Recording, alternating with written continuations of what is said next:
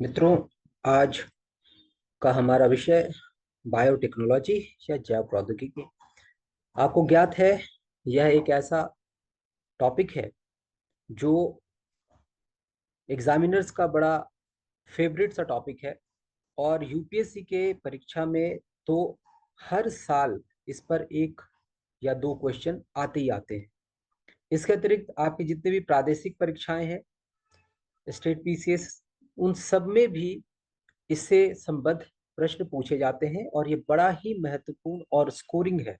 आप इसे अच्छे से तैयार करेंगे तो आप ये बिल्कुल सुनिश्चित और बिल्कुल मान ले कि यह बात, ये बिल्कुल आप इसे एक एक प्रयोग के तौर पे करके भी देख सकते हैं कि इससे आपको अच्छे अंक जरूर इसमें प्राप्त होंगे।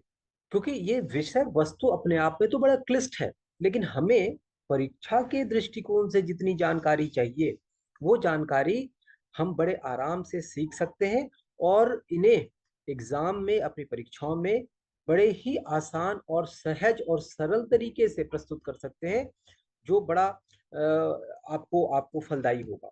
तो आप इस पर थोड़ा विचार करें और इस पर थोड़ी सी और मेहनत करें।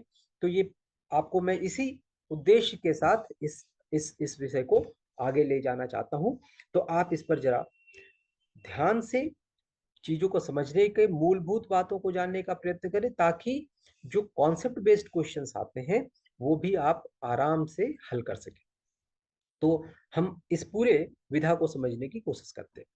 जो जैव प्रौद्योगिकी, देखिए ये शब्द दो दो छोटे छोटे, ये पूरा शब्द दो टुकड़ों में तोड़ा जा सकता है। पहला शब्द है जैव या बायो, और दूसरा शब्द है प्रौद्योगिकी।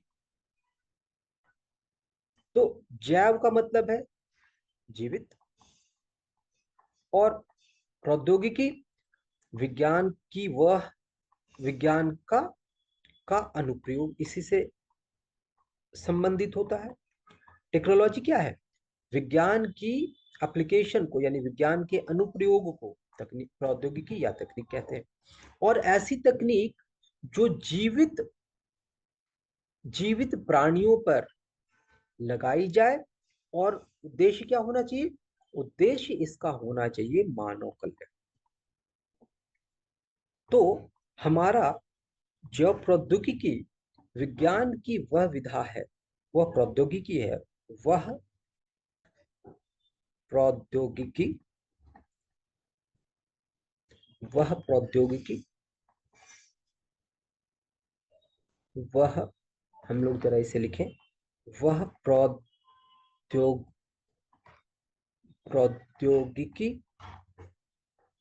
जो मानव हित के लिए जीवों के प्रयोग या जीवों से उत्पादित पदार्थों के मानव हित के लिए किया जाए। तो वो तकनीक जिसमें, वो प्रौद्योगिकी जो क्या चाहती है? मानव हित, पहली बात। दूसरी बात, जीवों का प्रयोग करना है। और तीसरी बात, या तो जीवों का सीधा सीधा प्रयोग, या उनसे उत्पादित सब्सटेंसेस और पदार्थों का मानव कल्याण के लिए वो जो प्रौद्योगिकी इस्तेमाल की जाएगी, बायो प्रौद्योगिकी कही जाएगी।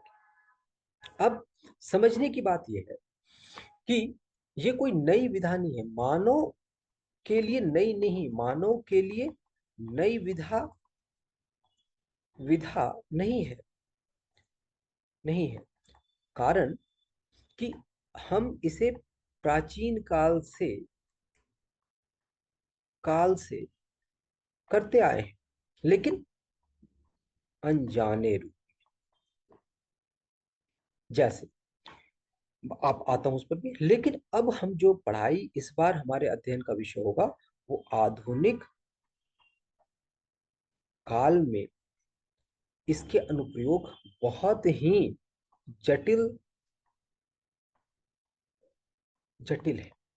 और ये एक उच्च प्रौद्योगिकी है जिसकी अलग से कई विज्ञानों के सम्मिश्रण से ही इन अनुप्रयोगों को किया जा सकता है। प्राचीन काल में हम क्या करते थे, प्राचीन काल में किस तरह की चीजें की, या अभी भी हम उन चीजों को, उन परंपराओं को करते आए हैं। जैसे दूध से दही का बनाना, जैसे हमने देखा ये जो जंगली घास थे, जंगली घास, उनको हमने गेहूं और चावल में बना लिया, वह चावल बन गए हमारे। हमारे जो पुराने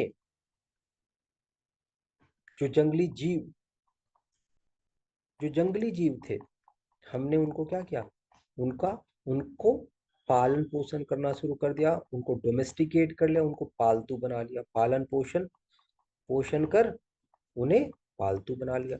ये सारे अनुप्रयोग साधारण थे और प्राचीन काल से ही हम करते आए हैं। उसी तरह शराब का बनाना,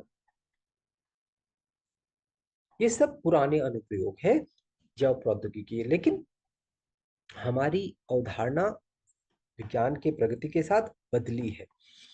आधुनिक काल में अगर हम वस्तुतः अगर आधुनिक काल की बात बात की जाए, तो इसमें जैव प्रौद्योगिकी जो प्रौद्योगिकी क्या चाहती है, इसमें दो महत्वपूर्ण विज्ञान की धाराएं हैं जो आकर समाहित होते हैं। पहला, जेनेटिक इंजीनियरिंग,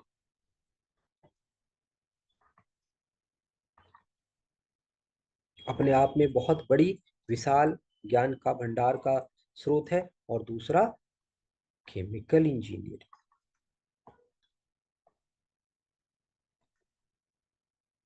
यही नहीं, अब इसमें एक और विधा जुड़ गई, बायो इन्फॉर्मेटिक्स।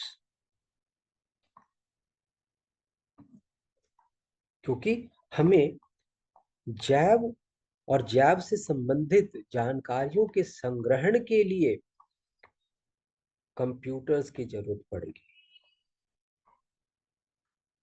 कंप्यूटर या संगणक की जरूरत पड़ेगी। तो ये ऐसी ऐसे ऐसे मूल ब्रांचेस हैं साइंस के, जिनको हमें मिला करके उनके सम्मिश्रण से हम ये सारे अनुप्रयोग कर पाएंगे। तो ये कोई एक विधा नहीं है विज्ञान की, ये कई विधाओं का सम्मिश्रण है। तो जैव प्रौद्योगिकी में जो सबसे पहली बात है, वो थोड़ा जेनेटिक इंजीनियरिंग के बारे में हम थोड़ी देर बाद बात करेंगे। पहले जरा हम केमिकल इंजीनियरिंग से ही शुरू करते हैं। अब ये जो केमिकल इंजीनियरिंग है, रसायन शास्त्र या रसायन इंजीनियरिंग, किस विधा से, इसमें हमारे जैव निर्मित पदार्थ,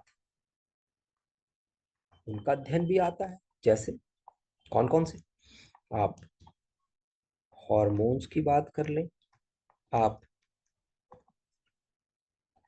एंजाइम्स की बात कर लें, आप इंसुलिन की बात कर लें, आप किसी प्रोटीन की बात कर लें, आप किसी कार्बोहाइड्रेट की बात कर लें, आप किसी फैट की बात कर लें, वसा की बात कर लें, सब क्या है, सब रसायन शास्त्र ने ही हमें इनकी संरचना और इनके गुणों के बारे में अवगत कराया। तो एक एक करके सबसे पहले हम उन्हीं पदार्थों तक अपनी व्याख्या को और व्याख्यान को सीमित रखेंगे जो जैव विज्ञान से संबंधित है। हमारी जो पूरी डिस्कशन का बिंदु रहेगा, वो बायो मॉलिक्यूल तक ही सीमित रहेगा। हम और रसायनों के बारे में यहाँ चर्चा नहीं करेंगे, हमारी अभी मंशा नहीं ये करने की।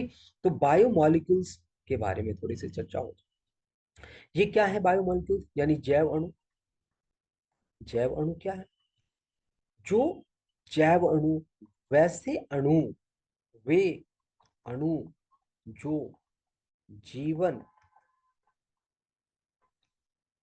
के लिए महत्वपूर्ण है। और इनके बगैर जीवन की कल्पना नहीं हो सकती। जीवन की कल्पना नहीं हो सकती। न तो जीवन होगा और न ही संचालित होगा, इनका संचालन भी नहीं हो सकता। तो जीवन की कल्पना नहीं, तो संचालन भी संभव नहीं, होगा ही नहीं तो संचालित किसे कहें। अब इन बायोमॉलिक्यूल्स की श्रेणी में मुख्यतः हम जिन अणुओं को रखते हैं उनमें सबसे पहला है कार्बोहाइड्रेट।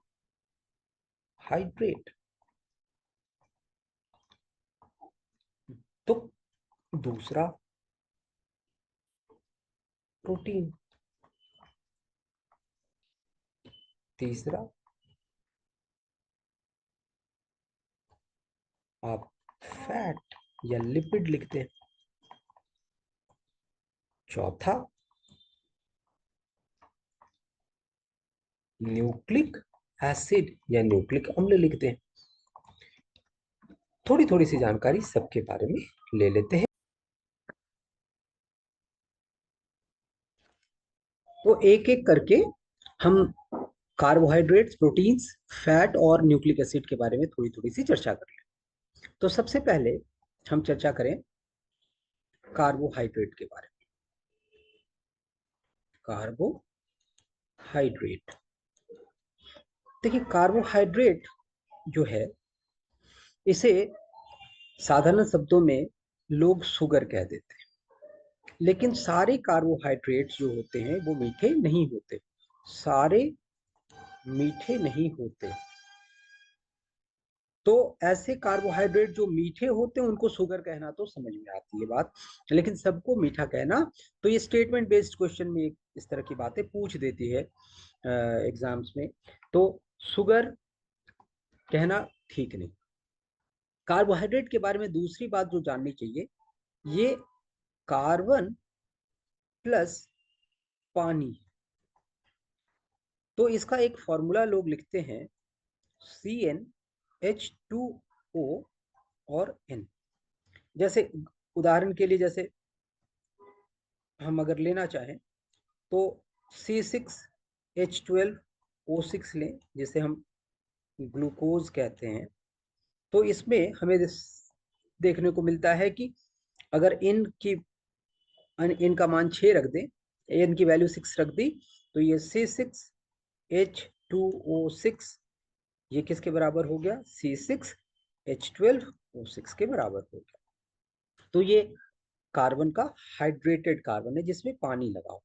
और यद्यपि ये भी कहना बिल्कुल सही, मतलब पूरी तरह से, इसके भी कुछ अपवाद हैं, लेकिन इसका कुछ अपवाद होता है, एक्सेप्शंस हैं इसके। तो इसलिए अभी तो हमारा जो मूल उद्देश्य है वो पढ़ना कि बायोमॉलिक्यूल्स में कौन कौन से पदार्थों के बारे में पढ़ें, तो वो उस पर हम जरा ज्यादा अपने आप को केंद्रित रखें। दूसरा, प्रकार की बात करें तो कार्बोहाइड्रेट के प्रकार की अगर बात करें तो इसके सबसे पहला हम कहते हैं मोनोसैकेराइड। मोनो एस सैकेराइड, ठीक, मोनोसैकेराइड। तो मोनोसैकेराइड में का मतलब, मोनो का मतलब होता है एक, तो इसमें ऐसे कार्बन, इसमें इस तरह के कार्बोहाइड्रेट्स को शामिल किया जाता है जिनका फर्दर हाइड्रोलिसिस नहीं हो सकता। हाइड्रोलिसिस यानी इनको अगर पानी में घुला जाए तो और छोटे टुकड़ों में या छोटे कणों में ये नहीं टूटे। उदाहरण, इनके एग्जाम्पल्स के में क्या क्या रख सकते हैं? इनके एग्जाम्पल में रख सकते हैं ग्लूकोज को, इनके एग्जाम्पल में रख सकते हैं फ्रक्टोज को, इनके एग्जाम्पल में रख सकते हैं आप राइबोज को, इनके एग्जाम्पल में एक और रख लीजिए आप गैलेक्टोज को। ये चार ऐसे उदाहरण हो गए जो मोनोसैकेराइड्स के हो गए। तो ये सरलतम है, पहली चीज सरलतम, इनका और टुकड़ों में नहीं टूट सकते, ये बात हो गई। कुछ ऐसे हैं दूसरी प्रकार जिन्हें हम क्या कहते हैं, जिन्हें हम, ये तो मोनोसैकेराइड्स हो गए, दूसरे को कहते हैं ओलिगोसैकेराइड।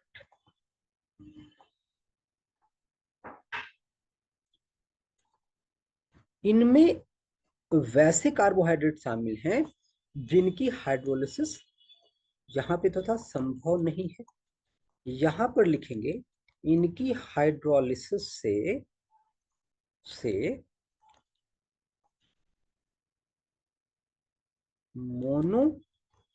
मोनोसैकेराइड्स मिलते हैं।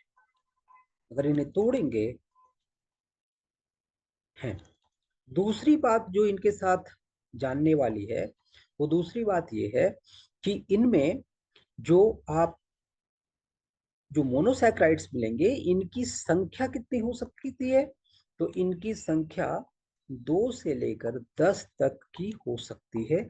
2 से 10 तक के मोनोसैकेराइड्स में ये विभक्त हो सकते हैं, विभाजित हो सकते हैं। इनके उदाहरण में आप सुक्रोज को ले लीजिए। उदाहरण में दूसरे रंग से लिख दो। उदाहरण सुक्रोज। सुक्रोज को क्या करें, सुक्रोज को जब तोड़ते हैं तो सुक्रोज जब टूटेगा तो ग्लूकोज और क्या बना देगा, फ्रक्टोज बना फ्रक्टोज बना दे।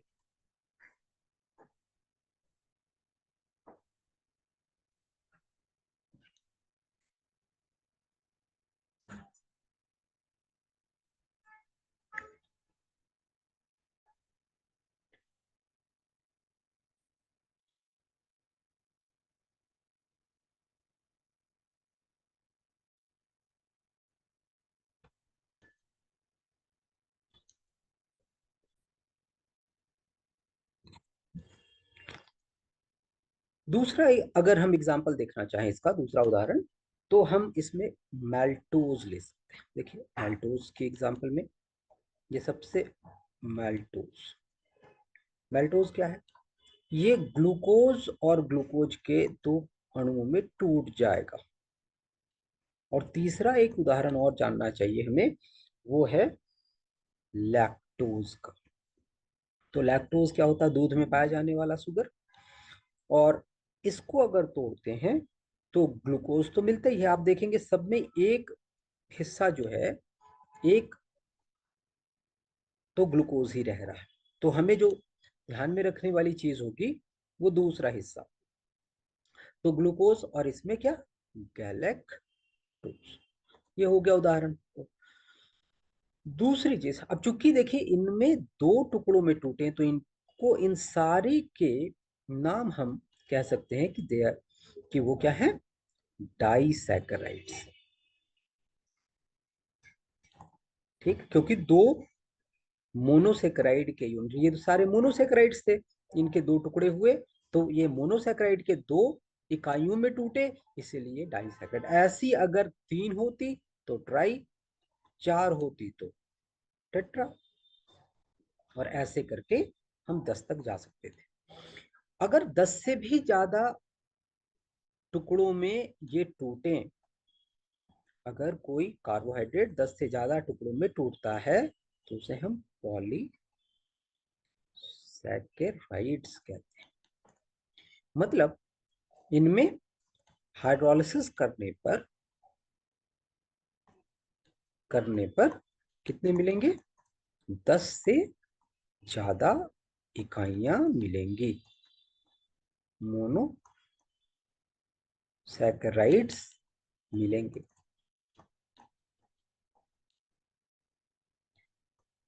तो एक ये बात, इसका उदाहरण भी देख लें। इनके उदाहरण, इनके उदाहरण में क्या लिखा जाए, इनके उदाहरण में बढ़िया है स्टार्च। इनके उदाहरण में दूसरा है सेल्यूलोज। ठीक, और इनका अगर एक और उदाहरण लेना तो ग्लाइकोजन का उदाहरण हम ले लें। ये 3 उदाहरण, ये पौधों में पाई जाती है, ये जीवों में, जानवरों में, ठीक। और ये भी है कि जीवों में ही पाई जाती है।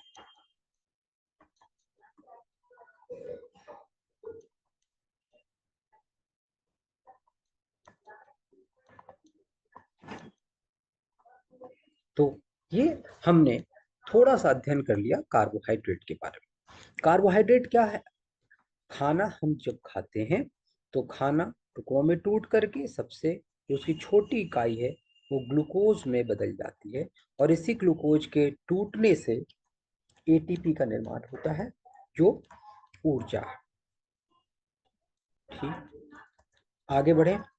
दूसरा जो हमें पढ़ना था वो पढ़ना था, हम जरा प्रोटीन के बारे में चर्चा। ये चर्चाएं इसलिए जरूरी है कि ये सब बायोटेक्नोलॉजी से जुड़ी हुई चीजें हैं। अब देखिए, प्रोटीन प्रोटीन क्या है? शरीर के विकास के लिए महत्वपूर्ण है।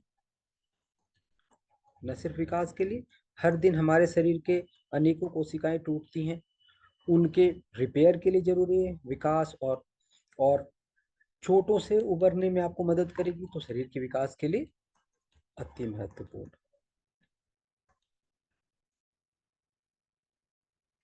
अति महत्वपूर्ण है।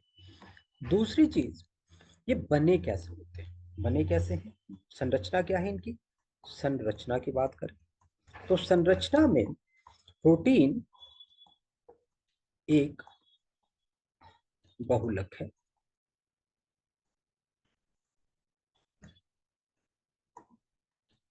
बहुलक है यानी पॉलीमर है।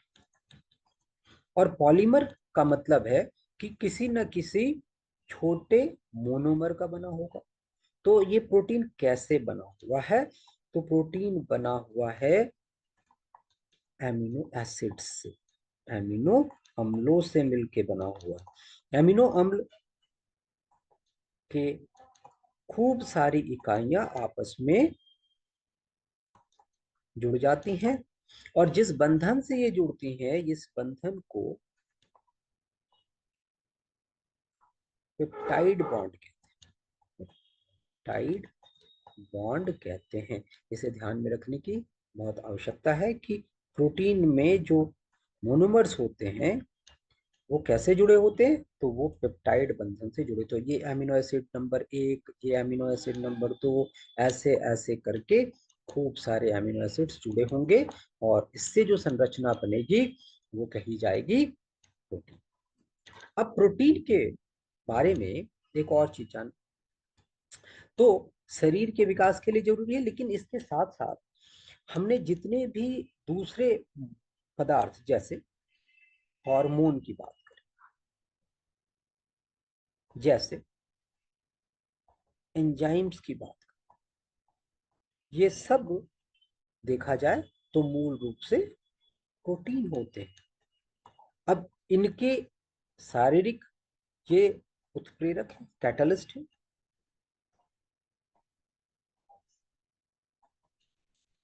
जितने भी शरीर के अंदर कोशिकाओं में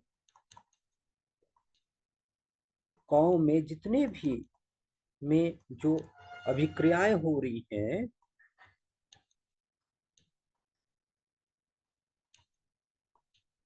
की गति तेज करते हैं, और इनके बगैर अभिक्रियाएं या रिएक्शंस हो नहीं सकती। हार्मोन आपको पता है शरीर के लिए अत्यंत महत्वपूर्ण है। शरीर में के विकास और सुचारू रूप से सुचारू रूप से काम करने के लिए, कार्य करने के लिए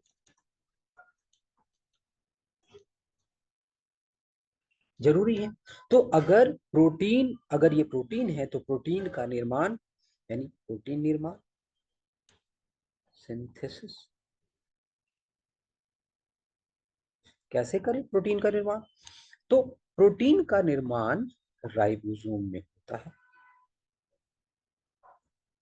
और ये निर्माण राइबोसोम आर आरएनए की मदद से करता है।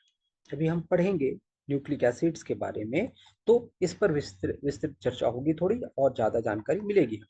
तो राइबोसोम क्या है? वो स्थान है जहां जहां प्रोटीन का निर्माण होता है। अब निर्माण होता तो है, लेकिन कौन सी प्रोटीन का निर्माण होगा और कहाँ होगा, कितनी मात्रा में होगा, कहाँ और कितना होगा, ये निर्धारण करता है हमारा जीन। तो घूम फिर कर जब हम सारी बातों पर चर्चा कर लेते हैं, तो हम देखते हैं कि जो हमने अभी तक की चर्चा की, उसका मूल ये था कि हम जीन तक पहुंचना चाहते थे और जानना चाहते थे कि जीन कौन सी सूचनाएं एकत्रित करके रखता है। तो ये जीन बड़ा महत्वपूर्ण है, अभी जीन पर भी चर्चा करेंगे। तो जीन, तो हमने क्या देखा, जैसे मैं क्या कहना चाहता हूँ जरा स्पष्ट कर दूं। जैसे आंख, आंख है हमारी, ये एक प्रोटीन का निर्माण करती है, रेटिना भी, रोडॉप्सिन।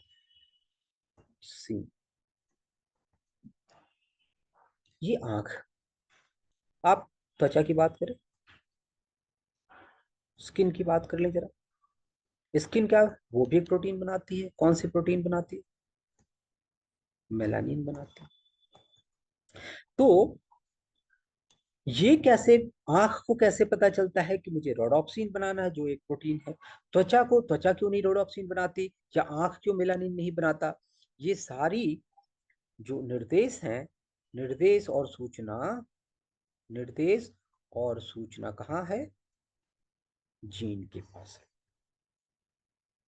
और जीन इन्हीं सूचनाओं को आरएनए के माध्यम से राइबोसोम तक, और ये सूचनाएं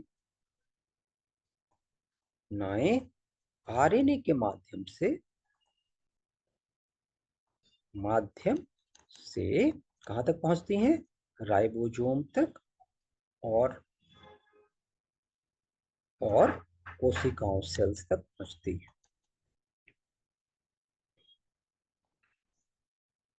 इस तो हमने देखा कि प्रोटीन क्या है। और अब जरा थोड़ा अमीनो एसिड्स की बात कर लें।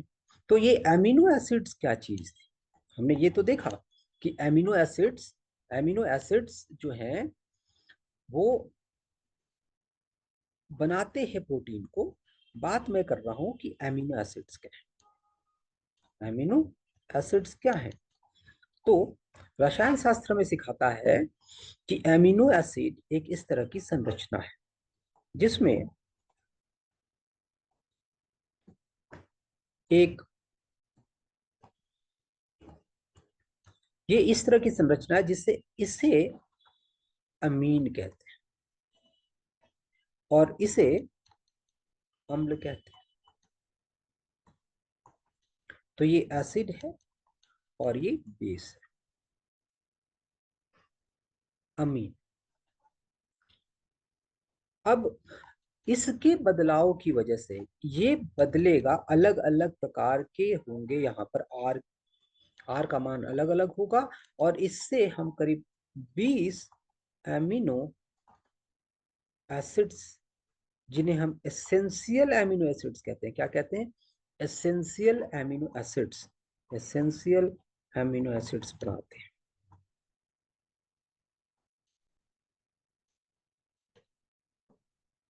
कुछ उदाहरण देख लें आप। एलानिन, ग्लाइसिन,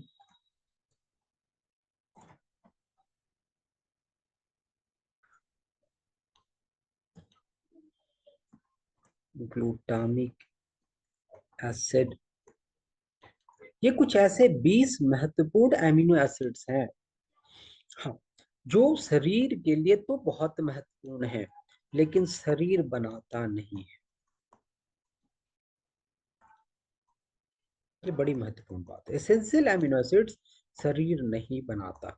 तो हमें क्या करना पड़ता है? इन्हें भोजन के द्वारा, भोजन के द्वारा इन्हें प्राप्त करना पड़ता है। तो सप्लीमेंट खाना है, करना करना पड़ता है। तो ये एक महत्वपूर्ण बात हो गई कि हमारे पास एमिनो एसिड्स तो है, 20 चाहिए, और ये 20 एमिनो एसिड्स बनाएगा कौन?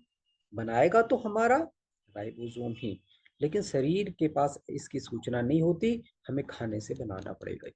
तो राइबोसोम हमें इसमें मदद करेगा। तो एसेंशियल एसिड्स शरीर में स्वतः नहीं बनते, हम जो खाना खाते हैं उनसे इनका निर्माण होता है। करता कौन है? कोशिका ही करेगी, बाद में करेगी, स्वतः नहीं करती। तो इनकी कोडिंग जो है, आपको जरा इस पर भी चर्चा कर लें। अब रह गया हमारे पास फैट, लिपिड। जैसा लिपिड के बारे में, तो लिपिड के बारे में थोड़ी चर्चा करें तो हमें पता चलेगा कि जो लिपिड्स होते हैं, लिपिड्स क्या है? फैट, इन्हीं से बने, वसा, फैट्स जो हैं इन्हीं से बने हैं, इन्हीं से बने हैं। और ये शरीर में जमा होते रहते हैं। कहाँ पर होते हैं? एडिपोज टिश्यू के, और इसी से मोटापा आता है। एडिपोज टिश्यू के अंदर ये जमा होते रहते हैं। जब शरीर भूखा रहता है, जब आपने खाना नहीं खाया रहने पर, एडिपोज टिश्यू के अंदर मौजूद फैट टूटता है और आपको ऊर्जा या एनर्जी प्रदान करता है। ठीक है, तो ये इनका मुख्य काम। फिर आए जो सबसे महत्वपूर्ण, जो सबसे लास्ट में इसलिए बता रहा हूं क्योंकि इसके बाद हम सीधे जीन और क्रोमोजोम्स पर चले जाएंगे, ताकि ये बातें समझ आए कि हम जो पूरी, जो अभी तक की बायोटेक्नोलॉजी की कोई इसके आगे की सारी अवधारणाएं, सारी तकनीकें इसी पर होंगी। तो आप देखिए, सबसे महत्वपूर्ण न्यू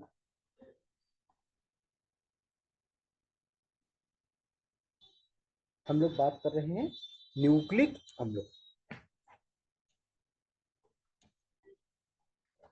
न्यूक्लिक अम्लों की बात। अब देखें, ये कहाँ पाए जाते हैं? नाम से पता है, नाभिक में, केंद्रक में पाए जाते हैं। जरूरी नहीं। अब इन पे थोड़ी और चर्चा। देखिए, इनके प्रकार तो दो प्रकार, आरएनए और डीएनए। आरएनए और डीएनए में इनका हमने विभेद कर दिया, इनको दो टुकड़ों में बांट दिया। आरएनए क्या? तो आरएनए हो गया राइबो न्यूक्लिक एसिड, और डीएनए होगा डीऑक्सी। इसमें से ऑक्सीजन हटा दिया गया जब आरएनए में से, डीऑक्सी राइबो न्यूक्लिक एसिड। दो तरह के हो गए, इनके बारे में थोड़ी विशेष चर्चाएं करें। तो देखें, इसकी चर्चा हम इस प्रकार करें कि आरएनए पढ़ने से पहले जरा डीएनए के बारे में पढ़ लेते हैं। तो पहले डीएनए के बारे में पढ़ें। ठीक, तो ये जो, अच्छा, ये जो आप न्यूक्लिक एसिड देख रहे हैं, वस्तुतः ये भी एक प्रकार के प्रोटीन ही है। ठीक है, तो ये जो प्रोटीन यानी वस्तुतः ये भी क्या है, अगर देखेंगे तो ये भी अमीनो एसिड। अब थोड़ी सी चर्चा इन पर शुरू करें। देखिए, हम शुरू करते हैं इस बात को समझाने के लिए, और अच्छे से समझने के लिए हमें मानव कोशिका के स्तर से शुरू करके आगे तक जाना पड़ेगा। इस चित्र को जो मैं, इसको जरा ठीक से समझ लें। देखिए, यहां पर हमारे पास हमारा ये मानव कोशिका, इसका एक महत्वपूर्ण और सबसे महत्वपूर्ण अंग केंद्रक। केंद्रक के अंदर कुछ इस तरह की संरचनाएं होती हैं जिन्हें हम क्रोमोसोम या गुणसूत्र कहते हैं।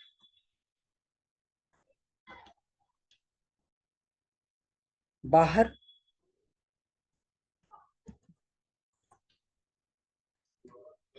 यहां पर कोशिका द्रव्य या साइटोप्लाज्म, कोशिका द्रव्य। अब अगर देखें तो यहां पर एक और महत्वपूर्ण अंग है, माइटोकॉन्ड्रिया, जो पावर हाउस है।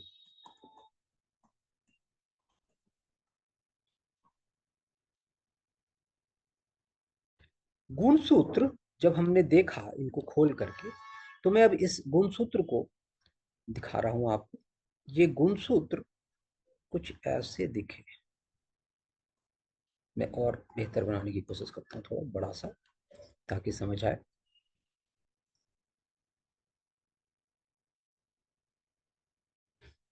ये कुछ इस तरह की संरचनाएं थी, इनके अंदर कुछ लपेटे हुए संरचना। अब ये गुणसूत्र अकेले इस तरह के नहीं थे। ये थे कैसे? वास्तव में ये ऐसे थे, जरा देखिए, एक्स के रूप।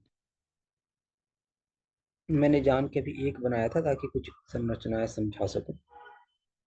तो एक भुजा जो होगी ये वाली थोड़ी बड़ी होती है और दूसरी वाली थोड़ी छोटी होती है।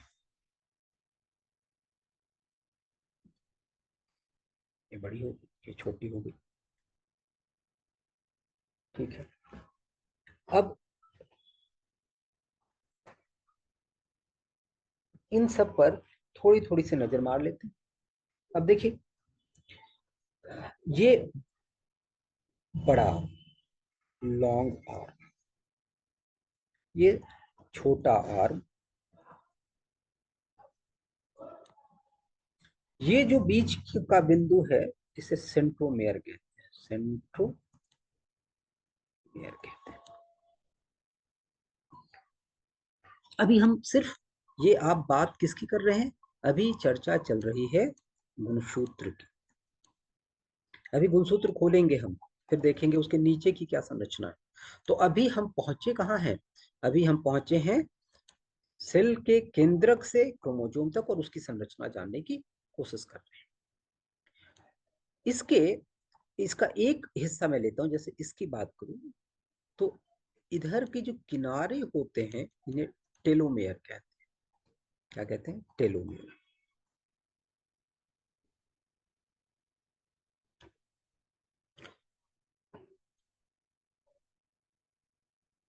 ठीक है।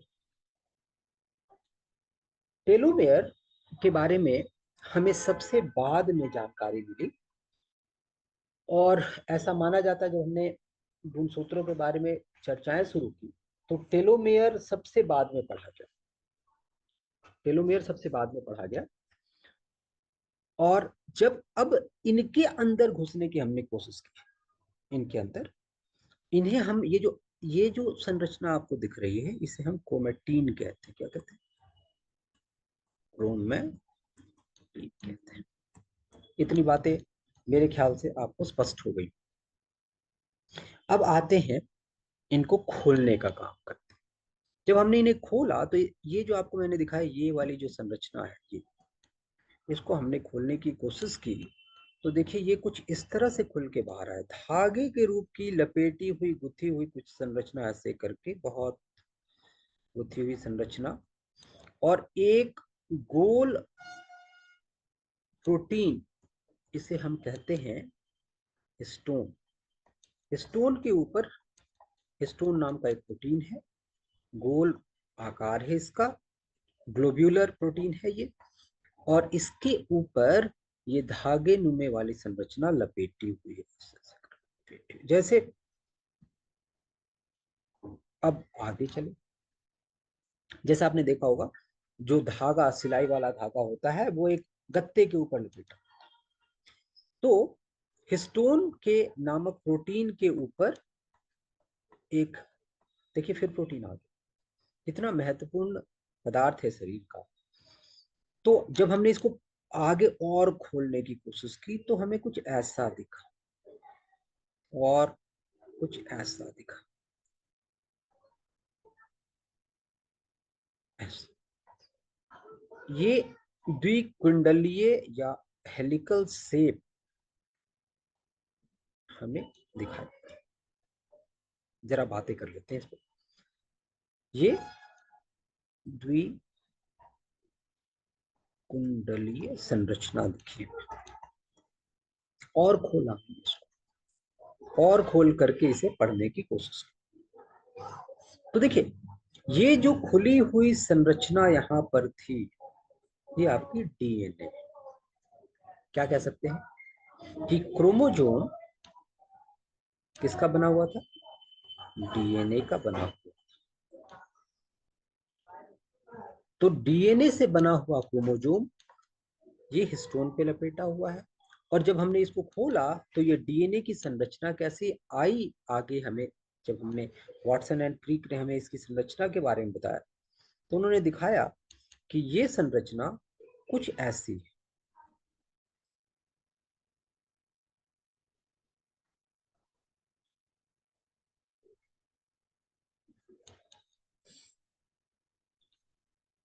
सीढ़ी नुमा संरचना। अब अगर थोड़ा सा फिर ऊपर जाएं, गुणसूत्रों की बात करें, तो मनुष्यों में आपको पता है 23 जोड़ी, जोड़ी इसलिए एक माता से और एक पिता से प्राप्त होती। अब ये जो 23 जोड़ी हैं, इनमें अगर कोई गड़बड़ी आ जाए, इन क्रोमोजोम में गड़बड़ी आ जाए, या डीएनए में कोई गड़बड़ी आ जाए, या उसके निचले स्तर जीन में कोई गड़बड़ी आ जाए, तो इसका हल मनुष्य के पास तब तक नहीं था जब तक हमने जैव प्रौद्योगिकी नहीं जाना था। आधुनिक जैव प्रौद्योगिकी जीन के स्तर तक उतर कर चिकित्सा प्रदान करता है। तो ये जो थेरेपी है, अगर आप जीन के स्तर तक, आप समझिए आप कहाँ जा रहे हैं, आप केंद्रक में घुसे, केंद्रक के अंदर क्रोमोजोम में घुसे, क्रोमोजोम के अंदर डीएनए में घुसे, और डीएनए के अंदर का वो हिस्सा जिसे अब जीन कहते हैं वहां तक पहुंचे, उसे ठीक किया, उसमें सुधार किया, उसमें बदलाव किया, उसमें एडिटिंग की, और उस रोग से उस व्यक्ति को निजात दिलवाया जो उस जीन की वजह से हो रहा। तो इस इस इस माइक्रो लेवल पर उतरकर, इस छोटे सूक्ष्म स्तर पर उतरकर हम अब चिकित्सा करने की शक्ति पा चुके हैं। इसके कुछ दोष भी होंगे, वो भी चर्चा का विषय है, लेकिन अभी वर्तमान में जो हमारी चर्चा हम जिस पर कर रहे हैं, तो अभी तक हम अपने आप को पहुंचा पाए कहां तक, डीएनए की संरचना तक। अब डीएनए को और बृहद और अच्छे से थोड़ा और देखें। देखिए, ये जो आपको ये पट्टी दिखी, कौन सी पट्टी, ये पट्टी जो मैं ऐसे दिखा देता हूँ थोड़ी चौड़ी करके, सर्पीली पट्टी है,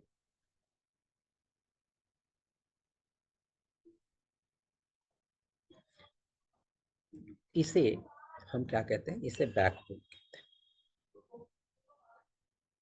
डीएनए का बैकबोन कहते हैं, रीढ़ की हड्डी। तो पूरी संरचना इसी पर टिकी हुई है, इसीलिए इसे बैकबोन कहते हैं। अब डीएनए कैसे बना होता है, तो डीएनए की संरचना की बात हो रही है, लेकिन इसको करने से पहले जरा जीन के बारे में समझा दूं, क्योंकि मैंने ये शब्द इस्तेमाल कर लिया। जीन क्या है, जीन डीएनए का वो हिस्सा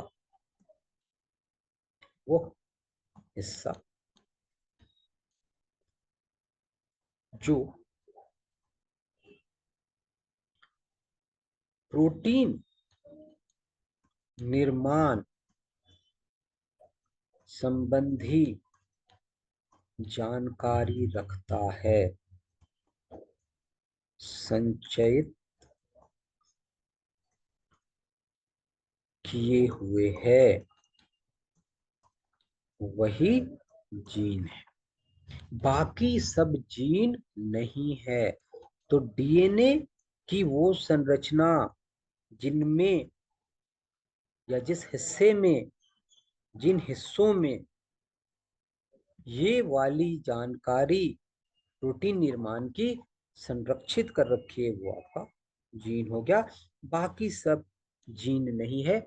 इन्हें नॉन कोडिंग कहते हैं, कोडिंग डीएनए कहते हैं।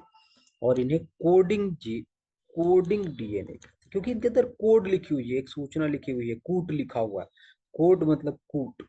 तो कोडिंग, नॉन कोडिंग डीएनए क्या होता है? जीन। बाकी सारा हिस्सा जीन नहीं होता। उसे हम सामान्य शब्दों में डीएनए कहते हैं या नॉन कोडिंग डीएनए कहते हैं। ये दो बातें यहाँ हमें स्पष्ट होनी चाहिए। अब डीएनए को तोड़ के देखें कि क्या डीएनए की भी कोई संरचना है, क्या इससे निचले स्तर पर भी जाया जा सकता है? हमने देखा हाँ, डीएनए के नीचे भी हम उतर सकते हैं। हमने देखा कि डीएनए का ये जो बैकबोन है, ये शुगर यानी कार्बोहाइड्रेट और फॉस्फेट का बना। यहाँ पे फॉस्फोरिक अम्ल होता है।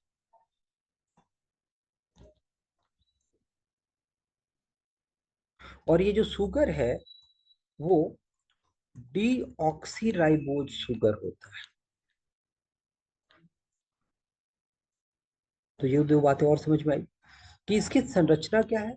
तो डीएनए नाम से ही बताया गया था, डीऑक्सी था, राइबोज था, तो ये शुगर का नाम था जिसकी संरचना पर ये पूरी संरचना टिकी हुई।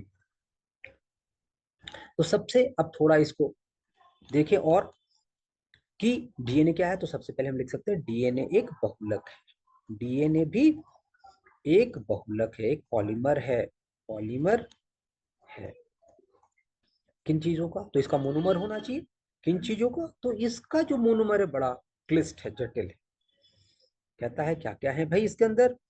तो कहता है देखिए, आपके इसके मोनोमर में एक शुगर है, आपके इसके मोनोमर में एक फॉस्फेट है, आपके इसके मोनोमर में इतनी चीजें हैं, और एक है नाइट्रोजन का क्षार। ये तीन चीजों से मिलकर बनी हुई संरचना है, नाइट्रोजन क्षार, शुगर और फॉस्फेट। अब ये यहीं पर कहानी नहीं खत्म होती। अब ये जो नाइट्रोजन क्षार है, ये फर्दर और तीन टुकड़ों में,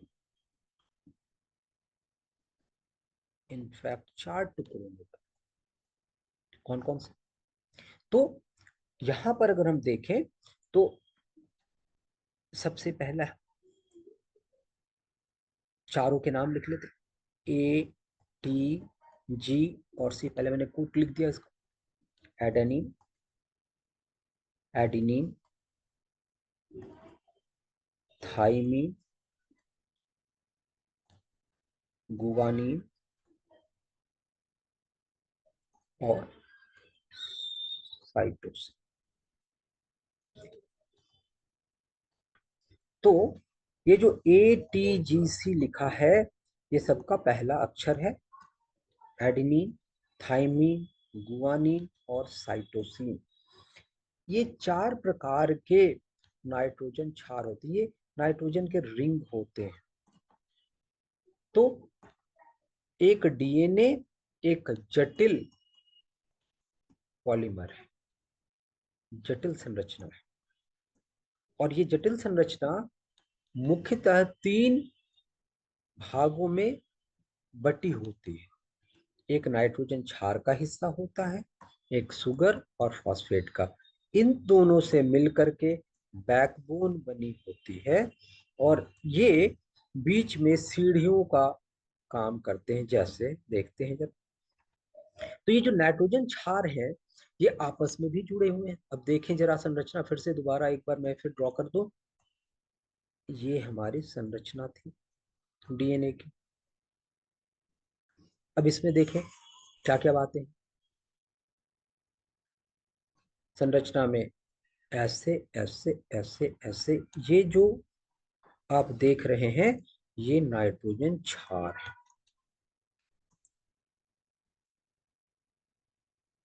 नाइट्रोजन क्षार है ये।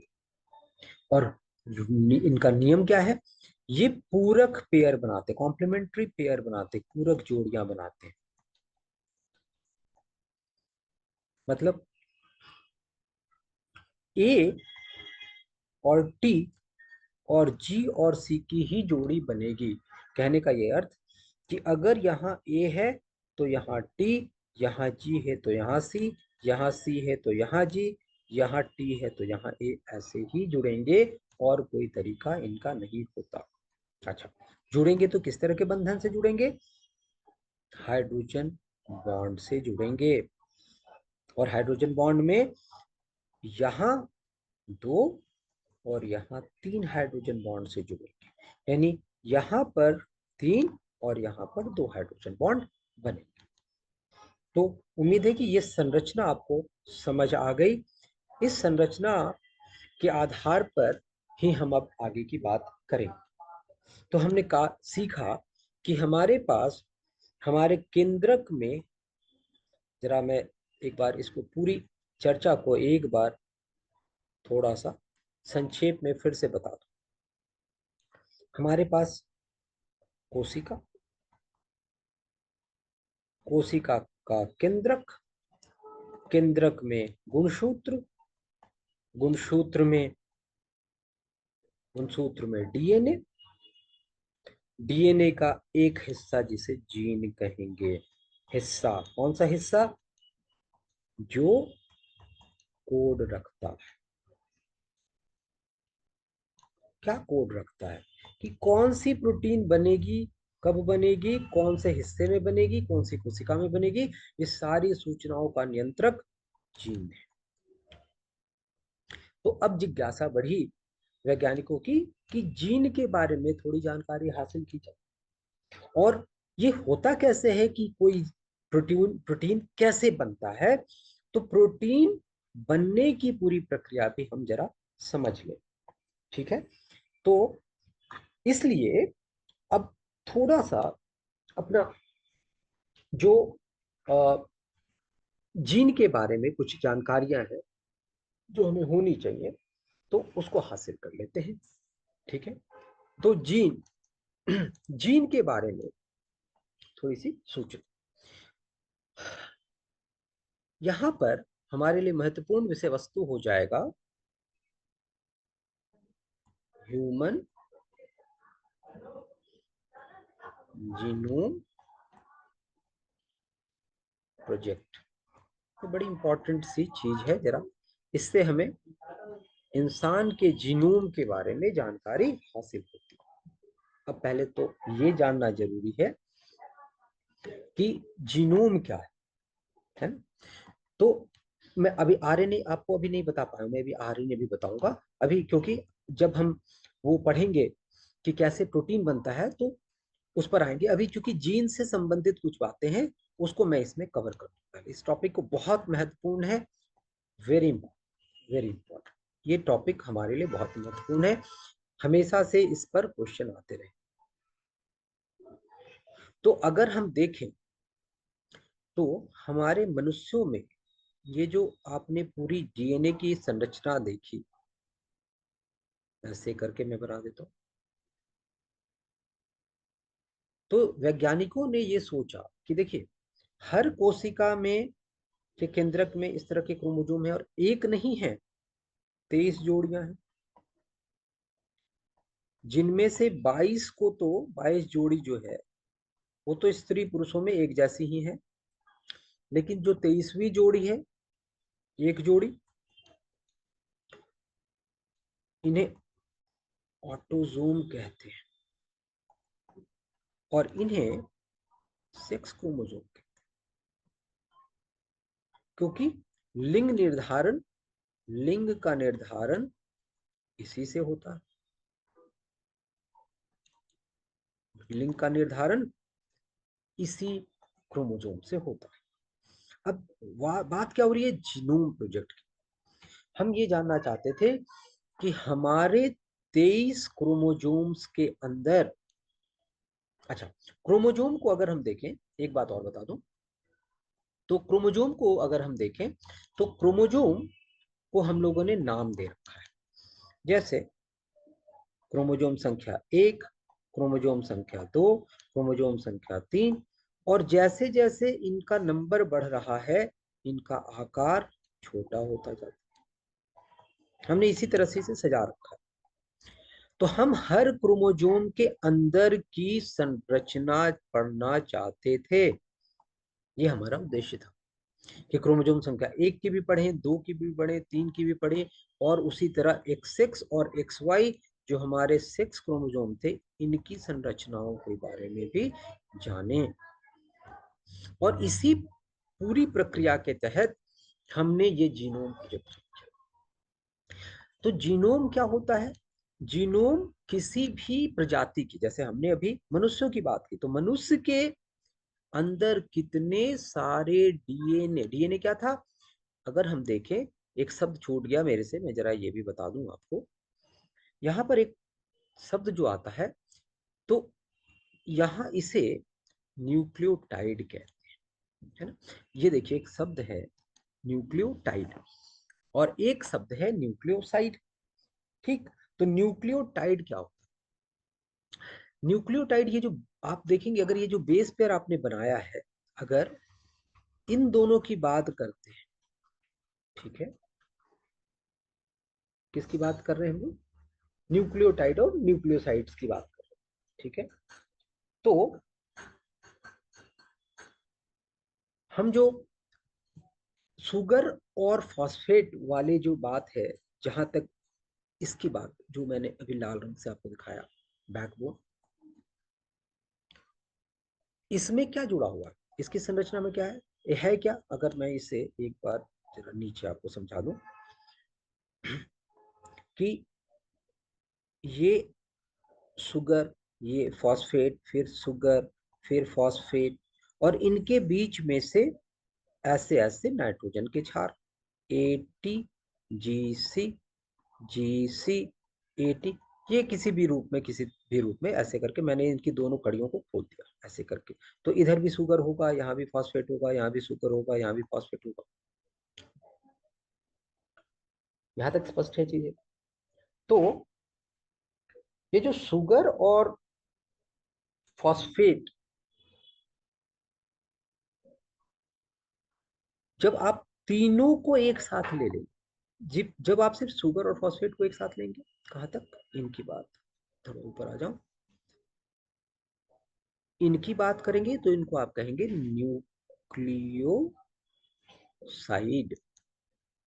यानी सिर्फ बैकबोन की बात करेंगे तो न्यूक्लियोसाइड कहते हैं। लेकिन ये जो पूरी संरचना जब आप लेंगे, जिनमें क्या क्या, शुगर, फॉस्फेट और नाइट्रोजन बेस तीनों लेंगे, तो इन्हों न्यूक्लियोटाइड कहते हैं, न्यूक्लियोटाइड कहते हैं। हमारे जो वैज्ञानिक थे वो ये चाहते थे कि जितने भी ये जो पेयर्स बने ATGC के, यानी नाइट्रोजन क्षार के बेसिस के जो बेस पेयर्स बने, कितने सारे हैं हर क्रोमोसोम में, इसकी जानकारी वो हासिल करना चाहते थे। और इसीलिए उन्होंने ये पूरी प्रक्रिया जीनोम के प्रोजेक्ट की शुरू की। ठीक है, तो इस जीनोम प्रोजेक्ट को जब उन्होंने किया, तो इस प्रोजेक्ट की शुरुआत कब की गई? इस प्रोजेक्ट की शुरुआत, मूल मूल बात क्या जाननी थी? मानव जीनोम के बारे में। जीनोम क्या हो गया? जीनोम सब सारे सारे गुणसूत्रों के सारे जीनों के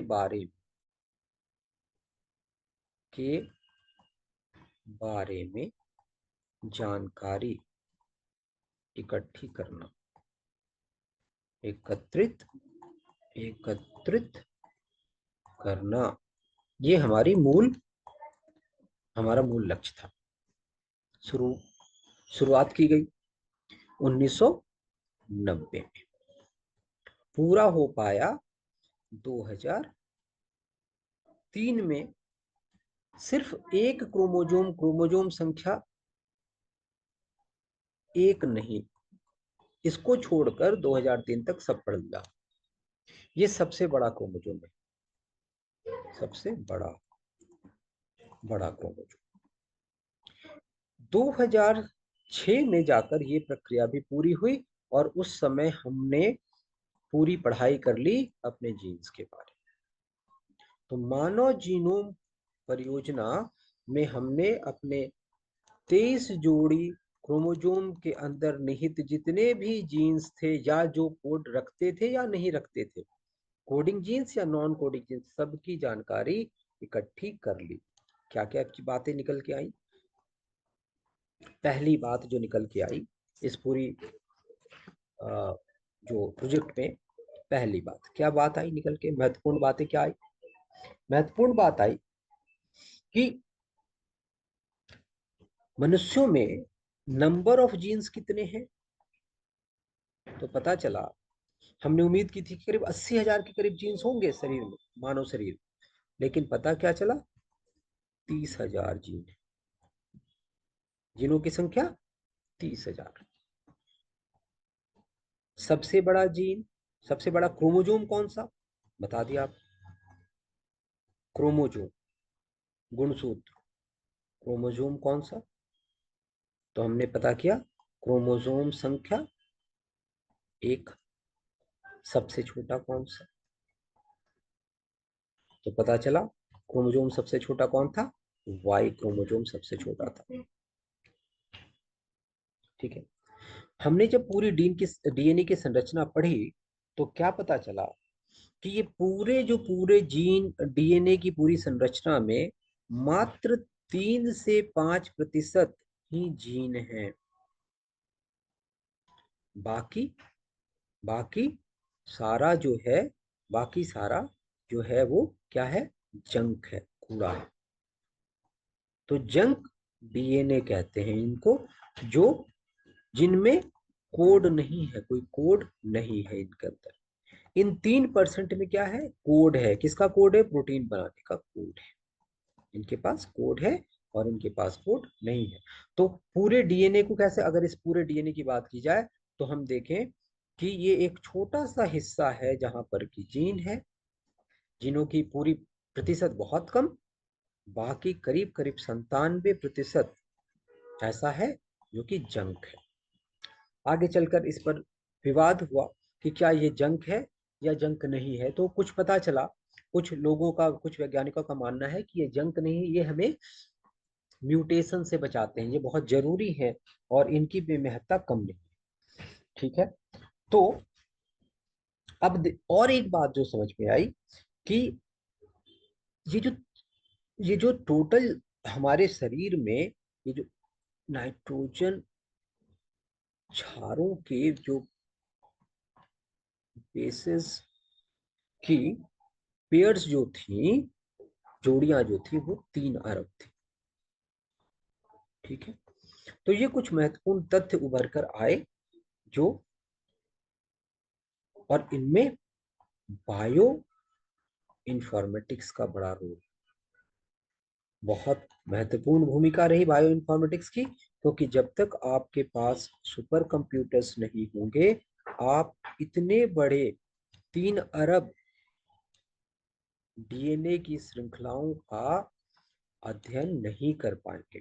तो बायो इंफॉर्मेटिक्स विज्ञान की वो शाखा है जिसमें जीव जंतुओं से संबंधित जानकारी को सुपर कंप्यूटर्स की मदद से, इनकी मदद से पढ़ा जाता है, भंडारित किया जाता है, स्टोर किया जाता है, और फिर उनका विश्लेषण या एनालिसिस भी की जाती है।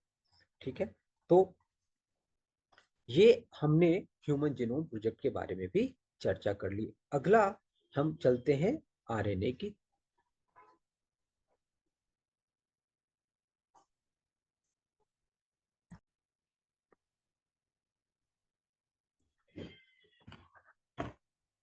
अगर इस पूरे जीनोम प्रोजेक्ट की बात करें तो हमें ये कुछ और जो तथ्य सामने निकल के आए कि जो सुपर कंप्यूटर्स ने हमारी मदद की, इतनी बड़ी विश्लेषण हमारे लिए कोई आसान काम नहीं था। ये हुआ ही तब जब हमने ताकतवर सुपर कंप्यूटर्स की मदद ली। तो पहले के जो आपने देखा, इसमें टोटल हमने करीब करीब 3 अरब बेस पेयर्स को की जांच की, पूरी व्याख्या की। और इस पूरे जांच के क्रम में जो पहले 1 अरब थे बेस पेयर्स, उनको पढ़ने में काफी समय लगा, वो काफी खर्चीला भी था। जबकि अगला 1 अरब बेस पेयर कम खर्चे में, और अगला तीसरा जो 1 अरब बेस पेयर थे, उनको पढ़ने में और भी हमें कम समय और कम खर्च आया। तो बायो मैं इंफॉर्मेटिक्स की ये बात आपको समझाने की कोशिश कर रहा था कि बायो इंफॉर्मेटिक्स वो विधा है, विज्ञान की वो विधा हो गई है जिसमें जिसने पूरी, अब सिर्फ हम अपने आप को मानव तक सीमित नहीं रख रहे, हम इससे आगे की बात कर रहे हैं और अन्य जीव जंतुओं के भी जीनों की हम संरचना जानना चाहते हैं, उन्हें पढ़ना चाहते हैं। कोविड महामारी के दौरान हमने कोविड के जो जो इसका वायरस था, उसके जीनोम की भी संरचना को हमने पढ़ा, और उसी के हिसाब से हमने उनसे लड़ने के लिए वैक्सीन की तैयारी की, और हमने बनाया भी, ऐसे वैक्सीन बनाए हैं। तो हम वैक्सीन के बारे में भी इसी इसी क्रम में चर्चा करेंगे। जब हम जॉब जैव प्रौद्योगिकी की बात करते हैं तो उसमें वैक्सीन हम नहीं छोड़ सकते, हम कैंसर नहीं छोड़ सकते, हम जेनेटिक डिसऑर्डर्स मतलब जीन जनित रोग नहीं छोड़ सकते, ये सब इसी के हिस्से आएंगे। लेकिन अभी जो फिलहाल एक और चीज आपको बता दूं, इस प्रोजेक्ट से हमने तो दो बातें पहले सीखी। क्या? कि क्रोमोजोम संख्या 1 सबसे बड़ा है, ठीक है। क्रोमोसोम संख्या 1 सबसे बड़ी, और इसमें देखा क्या गया कि इसमें करीब करीब 26 इतने जीन थे। और सबसे छोटा कौन सा क्रोमोसोम देखा था? क्रोमोसोम वाई, जो 6 क्रोमोसोम था। इसमें मात्र 231 जीन मिले। तो ये एक तथ्यात्मक फैक्चुअल इंफॉर्मेशन है, आपके काम आने की चीज है, आप इसे ध्यान में रख सकते हैं। सबसे बड़ा जीन, सबसे बड़ा क्रोमोसोम तो पढ़ दिया, सबसे बड़ा जीन ये भी जान लो। मैं जरा कैपिटल में लिख दूं ताकि आपको याद करने में। Dystrophin, PHIN, dystrophin. और ये आप देखेंगे कि ये मिलियन बेस पेयर से मिलके बना, काफी बड़ा जीन। तो इसमें काफी सारी जानकारी इसके अंदर होगी, क्योंकि अगर 2.4 मिलियन का 3% भी माने तो एक बहुत बड़ी संख्या होती है, इसमें खूब सारे जीन्स रहे होंगे। ठीक। तो ह्यूमन जेनोम प्रोजेक्ट से जो बातें सामने निकल के आई, उस पर हमने चर्चा कर ली। अब आते हैं थोड़े से आरएनए के बारे में चर्चा कर लें, क्योंकि आरएनए जब हम पढ़ ले तो हम आरएनए के बारे में पढ़ लेंगे तो हम प्रोटीन संश्लेषण या प्रोटीन सिंथेसिस की बात कर पाएंगे। आरएनए, राइबो न्यूक्लिक एसिड, देखिए इसके बाद हमने देखा कि डीएनए, जरा इसको बेहतर ये होगा कि हम इसको साथ साथ कंपेयर करते जाएं डीएनए के साथ। पहली चीज देखी थी कि डीएनए में क्या देखा था, ये एक डबल हेलिक्स था, डबल हेलिक्स द्विकुंडलीय संरचना, ऐसी संरचना, ऐसी संरचना थी। ये एक सिंगल स्ट्रैंडेड है, सिंगल यानी एक, इसमें दो स्ट्रैंड्स, स्ट्रैंड्स इनको कहते हैं, इनको और इनको। तो इसमें कितने हैं? एकल स्ट्रैंड, ये एकल हो गए, सिंगल हो गए। तीसरी बात, इसमें बेस पेयर्स अलग है। इसमें ए, टी, जी और सी थे।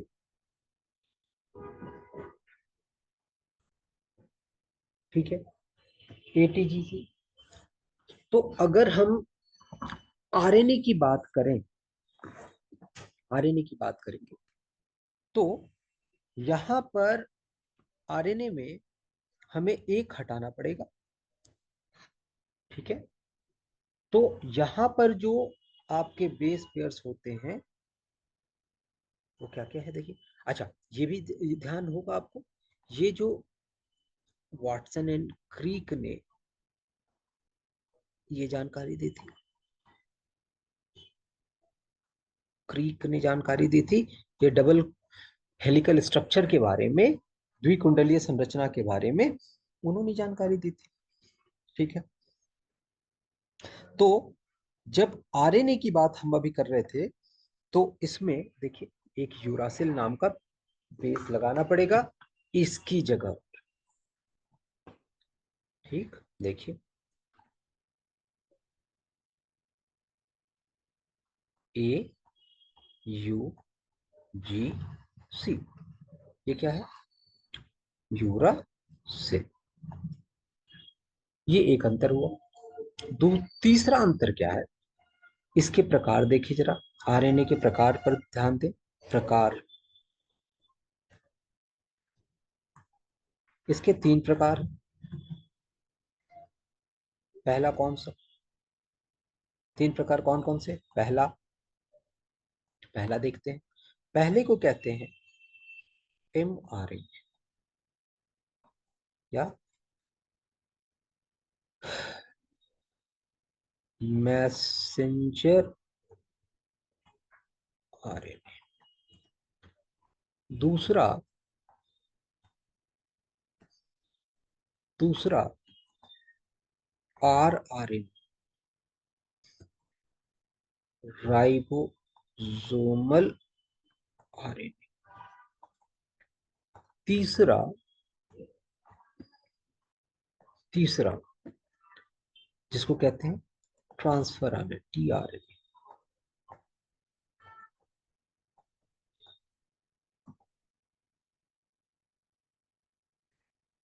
आरएनए, इन तीनों का बड़ा महत्वपूर्ण योगदान है प्रोटीन के निर्माण में। प्रोटीन के निर्माण में या प्रोटीन सिंथेसिस में इनका बड़ा योगदान। कैसे होता है प्रोटीन सिंथेसिस? और पहले कि ये जो हमने कहा कि कूट लिखे होते हैं जीन पर, तो ये कूट किस तरह से लिखे होते हैं और ये कैसे पढ़े जाते हैं, और इसी से जुड़ी हुई ये चीज भी समझनी होगी कि हमें माता पिता से अपने गुण कैसे प्राप्त होते हैं। ये दोनों चीजें जुड़ी हुई हैं। तो अब जरा हम ये देखें कि ये प्रोटीन बनते कैसे हैं, है ना? तो प्रोटीन कैसे बनते हैं आरएनए और डीएनए की मदद से, जरा ये समझते हैं। तो हम जो अगला टॉपिक उठा रहे हैं वो है प्रोटीन का निर्माण, यानी प्रोटीन सिंथेसिस। देखिए,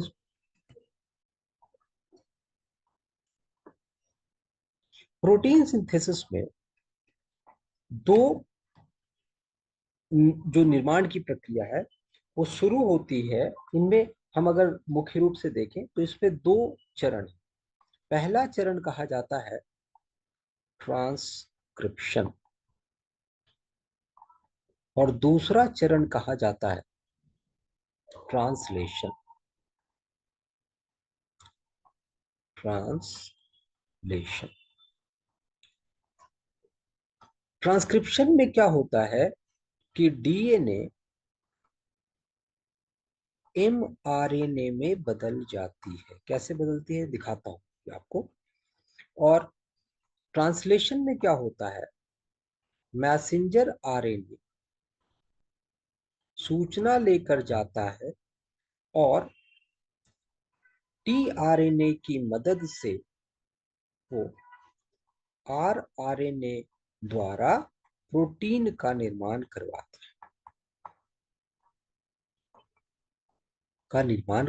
है। तो ये पूरी प्रक्रिया जरा समझने की कोशिश करते हैं। ठीक है, अपने डीएनए पर देखें। डीएनए पर आते हैं एक बार। ट्रांसक्रिप्शन क्या है? ट्रांसक्रिप्शन क्या है? ट्रांसक्रिप्शन में हुआ क्या, ये जो हमारी डबल स्ट्रैंडेड हेलिकल स्ट्रक्चर थी, ये खुलकर टूटेगी और एक एक पहले देखें जरा, इसको समझते हैं। A T G C T A सी जी, कुछ ऐसी संरचना मान ले थी। तो एक ये बीच में से खुला, ये घटना कहाँ घट रही है? नाभिक के अंदर, न्यूक्लियस केंद्रक के अंदर। और इसी दौरान एमआरएनए का निर्माण हुआ। तो इसको जरा समझे, मैं लाल और हरे रंग का इस्तेमाल करके समझाता हूँ। ये A T G C C A T, ऐसी संरचनाएं हैं। अब अगर देखें इसके बाहर, ये जो आर, जो मैसेंजर आरएनए बना, जो हरे वाला, ये इसका, इस पर टी, इस पर ए, इस पर सी, इस पर जी, यानी देखें ये इससे मिलती जुलती कोई इकाई तैयार, दूसरे स्ट्रैंड से। इस प्रक्रिया को कहां पर घटना है? न्यूक्लियस के अंदर। अब ये मैसेंजर आरएनए हमारे केंद्रक से निकलकर, हमारे केंद्रक में ये घटनाएं घट रही थी, तो ये केंद्रक से निकलकर मैसेंजर आरएनए, थोड़ा बड़ा हो गया, छोटा कर दो। केंद्रक से निकलकर ये साइटोप्लाज्म में आ गया। ये घटना कहाँ हुई? ट्रांसक्रिप्शन की घटना यहाँ हुई। यहाँ मैसेंजर आरएनए बाहर आ गया, एमआरएनए बाहर आ गया। और बनने के बाद, और यहाँ अब होगी ट्रांसलेशन की प्रक्रिया। ट्रांसलेशन में क्या होता है कि इसके पास क्या है? कोड है, कूट है निर्माण का। और ये कूट पढ़ा कैसे जाता है? तो ये पढ़ा जाता है तीन तीन की इकाइयों में, जिन्हें हम कोडोन कहते हैं। अब यही कोडोन पढ़े जाएंगे। और पढ़ेगा कौन? पढ़ने का काम जो दिया गया है वो टीआरएनए पढ़ेगा। और और पढ़ने के साथ साथ ये इकट्ठी भी करता जाएगा एमिनो एसिड्स को। एमिनो एसिड्स कहाँ पर मौजूद हैं? एमिनो एसिड 1, एमिनो एसिड 2 को इकट्ठा करता जाएगा। कौन करेगा? टीआरएनए करता जाएगा। कहाँ से लाएगा? ये सब कहाँ पे मौजूद हैं? साइटोप्लाज्म में मौजूद है। और उसको कैसे पता चलेगा कि कौन सी लानी है? तो इन अक्षरों के समूह को वो पढ़ेगा और उसका अनुवाद करेगा, और एमिनो एसिड्स जो मौजूद है उनको ला ला करके इकट्ठा करेगा। इकट्ठा करने के बाद ये जो आप देख रहे हैं आर आर एन ए है, ये मुख्य काम क्या करेगा? इनके बीच का बंधन बनाएगा। बंधन बनाना। कौन सा बंधन? पेप्टाइड बंधन बनाना। और जिसके फलस्वरूप आप देखेंगे कि आपकी ये पूरी की पूरी प्रोटीन तैयार होगी। तो टीआरएनए, आरआरएनए और mRNA तीनों ने मिलकर हमारी इस पूरी प्रक्रिया को, ट्रांसलेशन को, तो ये जो हमने ऊपर प्रक्रिया पढ़ी थी mRNA, उसके आगे चला गया tRNA और rRNA। इन तीनों की मदद से हमने प्रोटीन का निर्माण कर लिया, और यही पूरी प्रोटीन हमारे शरीर में हर क्षण बनती रहती। तो डीएनए से टूट करके एमआरएनए का बनना, इसे हमने ट्रांसक्रिप्शन कहा। और इससे